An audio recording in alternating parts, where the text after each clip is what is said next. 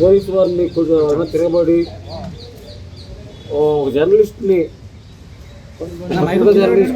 College కొట్టి ఇచ్చేస్తే మా అమ్మాయి బీదేశ్వరి కాలేజీలో బీటెక్ చదువుతుంది.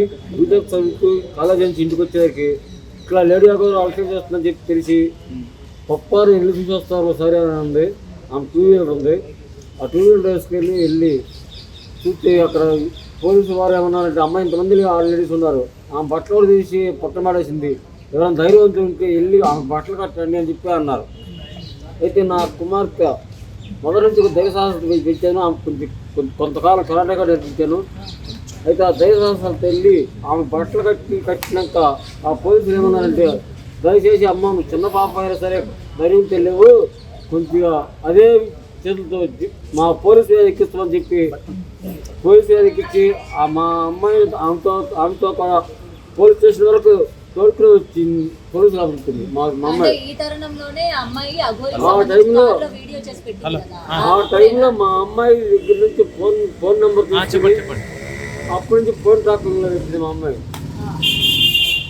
అయితే ఒకసారి కర్ణాటకకి వెళ్ళి వస్తూ ఆమె వేపు చెడిపోయిందని ఫోన్ చేసి మా పాపకి నా వేపు చెడిపోయింది కాదు, నాకు 2 రోజులు ఆశ్రయం ఇవ్వండి పోలీస్ స్టేషన్ నా వేపులు బాగా వరకు అని చెప్పి బతిలాడడం జరిగింది. అయితే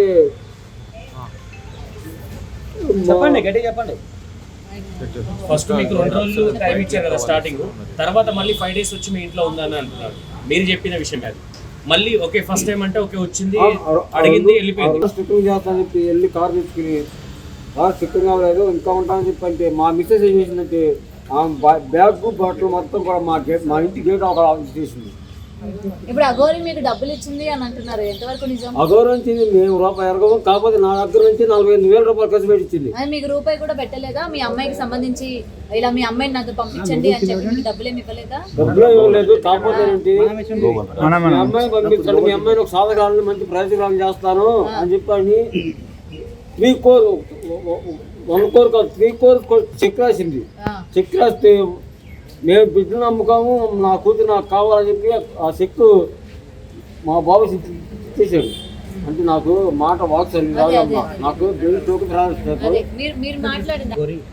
అప్పుడు అంటే ఎలా చేసుకుంటాం సార్ చేతులు మధ్యలో ముద్రలు వేస్తూ చేస్తుంది. అప్పుడు చేసినప్పుడే సడన్గా డోర్ తీసాను. డోర్ తీసినప్పుడు ఏం జరిగిందంటే తను గట్టిగా నాన్న కలిసింది, కొంచెం భయపడ్డాను. తర్వాత తనే పిలిచి నేను ఇలా కూర్చోస్తున్నప్పుడు తను వచ్చేసి తర్వాత మళ్ళీ డబ్బులు ఇచ్చి మళ్ళీ బీర్ బాటిల్ తెప్పించాను. మళ్ళీ అలా ఎన్ని రోజులు డోర్ తీసినప్పుడు ఏం చేస్తున్నారు? ఒక రోజు చూసాను. మీరు మాత్రం మరి హర్ష గారు ఇవాళ మీతో పాటు విష్ణు కూడా ఉన్నారు కదా, మరి విష్ణు ఎందుకని మాట్లాడడానికి రాలేదు? ఎందుకంటే అతని పైన మీరు ఆరోపణలు చేశారు కదా, మీ పేరెంట్స్ ఆరోపణలు చేశారు, విష్ణువే మా అమ్మాయిని ట్రాప్ చేశారు, విష్ణు ఇవాళ మా అమ్మాయిని ఇంకా తీసుకురాలేదని చెప్పి మీ వాళ్ళే మాట్లాడారు. మా అమ్మాయి మాట్లాడారు కదా, మీరు మాట్లాడారు మా అమ్మాయి వచ్చే రోజున మేము వచ్చి మాదాపూర్ పోలీస్ స్టేషన్లో కేసు పెట్టాం. మీ స్కూల్లో ఇది జరుగుతుంది, మా అమ్మాయిది ఇంట్లో జరుగుతుంది. అయితే పోలీసులు వాళ్ళ పేరెంట్ గారు అనే ఒక ఆమె ఉందంట, ఆమె కలుపు చూపించారు. మమ్మల్ని లోపలికి ఎలా చేయలేం, పోలీసులు కానీ మా పేరెంట్స్ కానీ లోపలికి ఎలా చేయలేం. డిప్టీ యాజమాన్యం కాదండి, మేము ఆగిపోతుంది అమ్మాయి. ఇప్పుడు అంతమంది పేరెంట్స్